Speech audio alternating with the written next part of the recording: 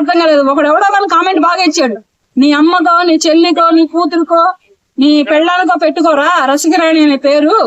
ఆవిడంత బాగా మాట్లాడి ఎంత మంచి మెసేజ్ ఇస్తాడు, మెసేజ్ కూడా బాడుగా అని తిట్టాడు.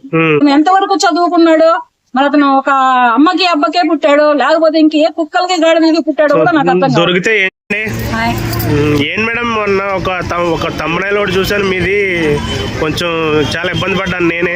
అసలు ఎందుకు అట్లాంటివి మీరు చెప్పారా, వాళ్ళు కావాలని పెడుతున్నారా? అటువంటి తమ్ముడైల్స్ పెట్టమని నేను ఎలా చెప్తాను?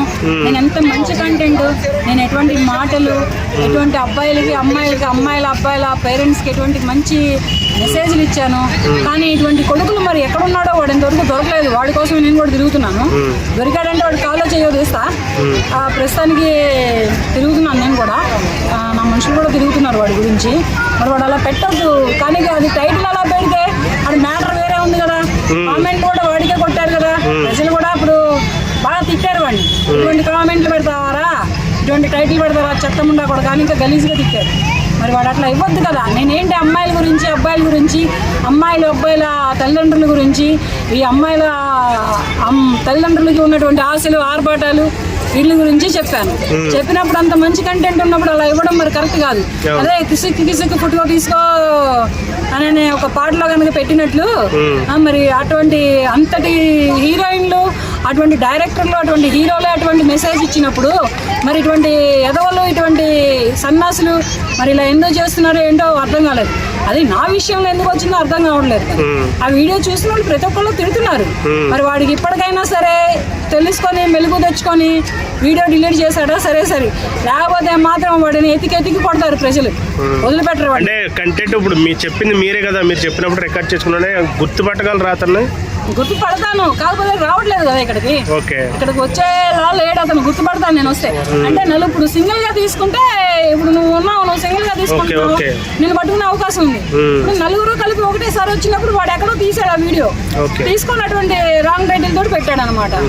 రాంగ్ టైటిల్ తో పెట్టినప్పుడు నా సర్కిల్లో చాలా మంది చూశారు. కానీ నేను ఇంత రెబలిజంగా, ఇంత కరెక్ట్ మనిషిని, కానీ వాళ్ళు కూడా బాధపడ్డారు. పెద్ద పెద్ద ఎడ్యుకేటెడ్స్ ఉన్నారు, పెద్ద పెద్ద బిజినెస్ మ్యాన్లే ఉన్నారు. ఫోన్లు ఏమన్నా చేశారు మీకు, ఏంటి ఇట్లాంటివి పెట్టారు? డైరెక్ట్ నాకే వచ్చినాయి ఆ పేరుతోటి, ఆ టైటిల్ తోటి ఆ వీడియో నా ఫోన్కే వచ్చింది. కానీ నేను బాధపడలేదు. అంటే మీ రిలేటివ్స్ ఎవరైనా ఇబ్బంది పడినట్టు ఫోన్ చేశారా? పెట్టారు, చేశారు, కానీ నేను బాధపడలేదు.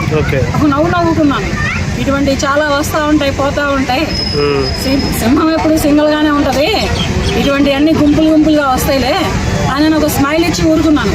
కానీ నా ఫ్యామిలీ మెంబర్సే కానీ, నా బంధువులే కానీ, నా పర్సన్సే కానీ చాలా బాధపడ్డారు. నాకు రిలేషన్సే కానీ, నా ఫ్రెండ్సే కానీ బాధపడ్డారు. మరి అమ్మాయిలు అబ్బాయిల గురించి అంత మంచి కంటెంట్, అంత మంచి మాటలు నేను చెబితే వాడు అటువంటి ఎందుకు పెట్టాడు అర్థం కాలేదు. ఎవడో కానీ కామెంట్ బాగా ఇచ్చాడు, నీ అమ్మకో నీ చెల్లికో నీ కూతురుకో నీ పెళ్ళానికో పెట్టుకోరా రసికరాణి అనే పేరు. ఆవిడంత బాగా మాట్లాడి ఎంత మంచి మెసేజ్ ఇస్తాడు, మెసేజ్ కూడా బాడుకో అని తిట్టాడు. మరి ఇటు బాడకవా లేకపోతే ఏంటి? బాడకవ అనే మాట చాలా తప్పుడు మాట.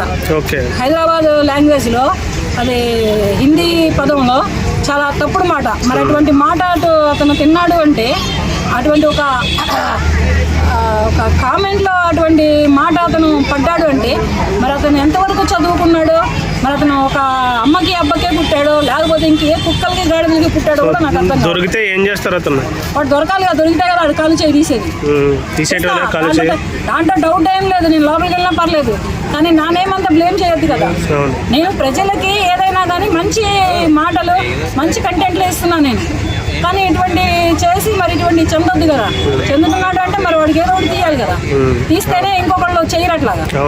కళ్ళ ముందరే చేస్తాను, ప్రజల ముందరే చేస్తాను. అది నేనేం భయపడను, దేనికి భయపడను. నేను ఎప్పటికీ నాకు భయం అంటే భర్తలోనే లేదు. ఎక్కడికైనా వెళ్తాను, ఎవరితోనైనా మాట్లాడతాను. ఎవరిని నాకు రాంగ్ అనిపిస్తే ఎవరిని ఏం చేయడానికి కూడా నేను వెనకాడను. కానీ అటువంటి నా విషయంలోనే వాడు ఎంత రాంగ్ చేస్తాడంటే దొరకాలి కదా. దొరికితే అప్పుడు ఉంటుంది వాడి పని. వస్తాడు వాడు, కాకపోతే రేపు కాకపోతే ఎల్లుండైనా సరే వస్తాడు. వచ్చినప్పుడు వాడికి ఉంటుంది ఇక్కడ. Okay madam, thank you.